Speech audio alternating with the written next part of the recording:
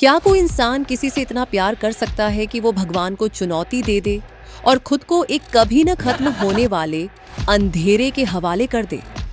Cinema की दुनिया में वैम्पायर्स की बहुत सी कहानियां बनी हैं, लेकिन ये कहानी किसी मॉन्स्टर की नहीं, बल्कि एक ऐसे आशिक की है जिसने अपनी मोहब्बत को वापस पाने के लिए सदियों का इंतजार किया। साल 2025 में आई film Dracula a love tale हमें उसी मशहूर ड्रैकुला की एक बेहद खूबसूरत और दर्दनाक प्रेम कहानी में ले जाती है। कहानी शुरू होती है 15वीं सदी के ट्रांसिल्वेनिया से, जहां काउंट व्लाद नाम का एक राजकुमार अपनी प्रजा और अपनी पत्नी एलिजाबेता से बेहद प्यार करता था। जब तुर्की की सेना उनके राज्य पर हमला करती है तो व्लाड जंग के मैदान में उतरता है। दुश्मन चालाकी से महल में खबर फैला देते हैं कि व्लाड युद्ध में मारा गया।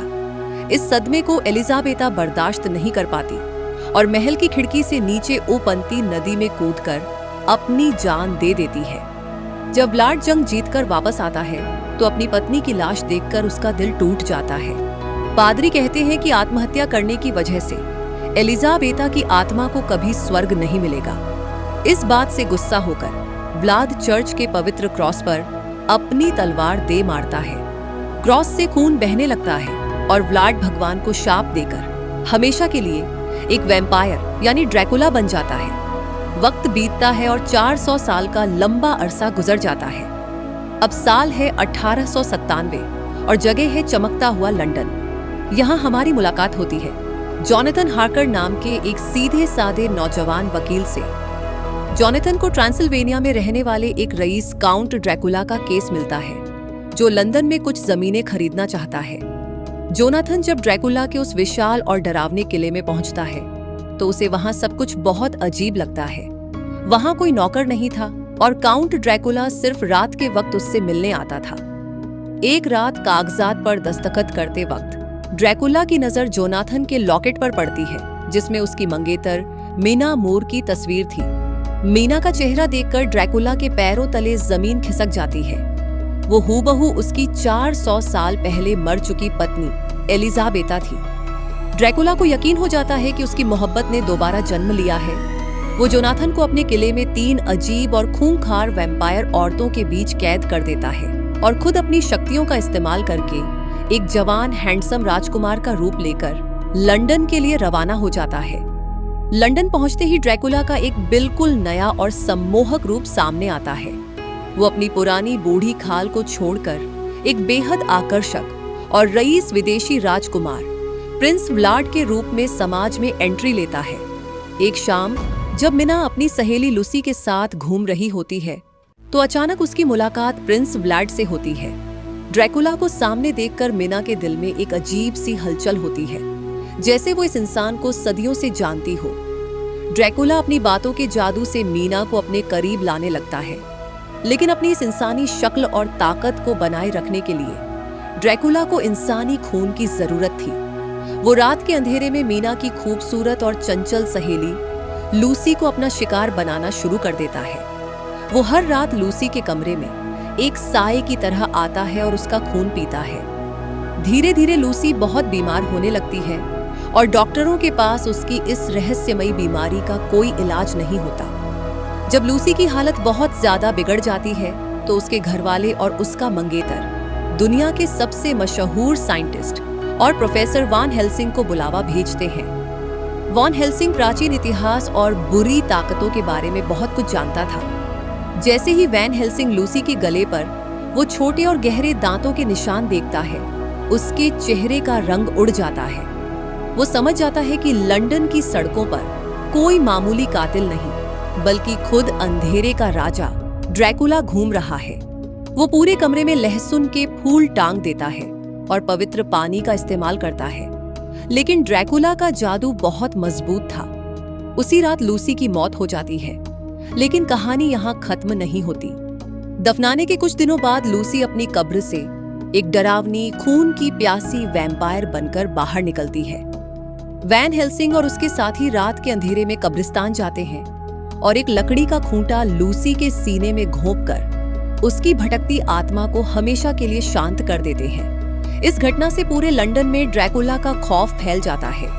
इसी बीच किला तोड़कर जॉनथन हार्कर किसी तरह जिंदा बचकर वापस लंदन लौट आता है। वो मीना को बताता है कि काउंट ड्रैकुला कोई इंसान नहीं बल्कि एक शैतान है, लेकिन तब तक बहुत देर हो चुकी थी। ड्रैकुला और मीना का रूहानी कनेक्शन बहुत गहरा हो चुका था। उस रात जब सब सो रहे होते हैं, ड्रैकुला हवा के झोंके की तरह मीना के बेडरूम में दाखिल होता है।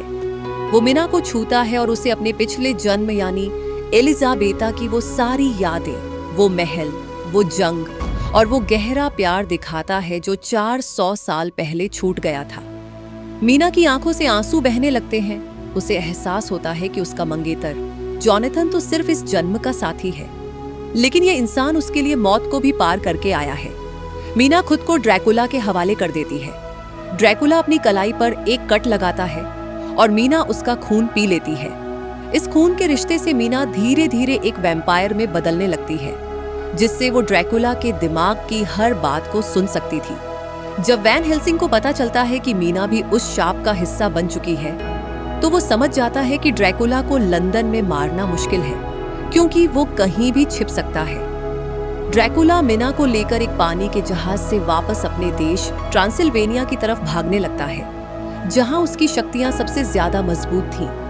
वैन हेलिंग, जोनाथन और उनके जांबाज साथियों की टीम एक दूसरी ट्रेन पकड़कर ड्रैकुला से पहले उसके किले के पास पहुंचने की कोशिश करती है। ये वक्त के खिलाफ एक बहुत ही रोमांचक दौड़ थी। बर्फ से ढके पहाड़ों के बीच ड्रैकुला के वफादार जिप्सियों और वैन हेल्सिंग की टीम के बीच एक खूनी और जानलेवा जंग छिड़ जाती है। सूरज ढलने वाला था और अगर सूरज डूब जाता तो ड्रैकुला को कोई नहीं हरा पाता। ठीक सूर्यास्त से कुछ मिनट पहले जोनाथन ड्रैकुला के उस विशाल लकड़ी के ताबूत तक पहुंच जाता है और अपनी पूरी ताकत से ड्रैकुला के सीने पर अपनी तलवार से वार कर देता है। ड्रैकुला बुरी तरह घायल हो जाता है और जमीन पर गिरकर तड़पने लगता है। मरते हुए ड्रैकुला को देखकर मीना का दिल दहल जाता है। वो वैन हेल्सिंग और बाकी सबको गन पॉइंट पर पीछे हटा देती है। वो घायल ड्रैकुला को घसीटते हुए उसी प्राचीन चर्च के अंदर ले जाती है, जहां 400 साल पहले इस पूरी बर्बादी की शुरुआत हुई थी। चर्च का वो बड़ा सा क्रॉस जो 400 सालों से काला पड़ा था, अचानक चमकने लगता है। ड्रैकुला अब अपनी आखिरी सांसें ले रहा था। उसका वो भयानक रूप गायब हो जाता है और वो वापस वही पुराना राजकुमार व्लाड बन जाता है। वो मीना की आंखों में देखता है और कहता है कि मेरा इंतजार खत्म हुआ। अब मुझे इस कभी न खत्म होने वाले अंधेरे और दर्द से आजाद कर दो। मीना रोती है, लेकिन वो जानती थी कि यही उसकी आत्मा की मुक्ति है। वो लकड़ी का एक नुकीला टुकड़ा उठाती है और सीधे अपने महबूब के दिल के पार कर देती है। ड्रैकुला के चेहरे पर एक असीम सुकून की मुस्कान आती है और उसका शरीर धीरे धीरे हवा में सुनहरी राख बनकर बिखर जाता है। जैसे ही वो शाप टूटता है, चर्च की खिड़की से सुबह की ताजी और पवित्र धूप अंदर आती है और मीना भी पूरी तरह से ठीक होकर वापस एक आम इंसान बन जाती है। ये कहानी हमें गहराई से महसूस कराती है कि चाहे सदियां बीत जाएं या पूरी कायनात खिलाफ हो जाए, जो सच्चा प्यार होता है वो मौत की सरहदों को भी पार करके अपनी मंजिल ढूंढ ही लेता है। सिनेमा के पर्दे पर दिखाई गई इस अमर और दर्दनाक दास्तान के बारे में आपके क्या विचार हैं? क्या ड्रैकुला का अपने प्यार के लिए मॉन्स्टर बनना सही था? अपने ख्यालात नीचे कमेंट सेक्शन में जरूर शेयर करें। अगर ये वीडियो आपके दिल को छू गया हो तो इसे लाइक और शेयर करना मत भूलिएगा। जल्द ही मिलेंगे एक और बेहतरीन कहानी के साथ। तब तक अपना ख्याल रखिए और जुड़े रहिए हमारे साथ।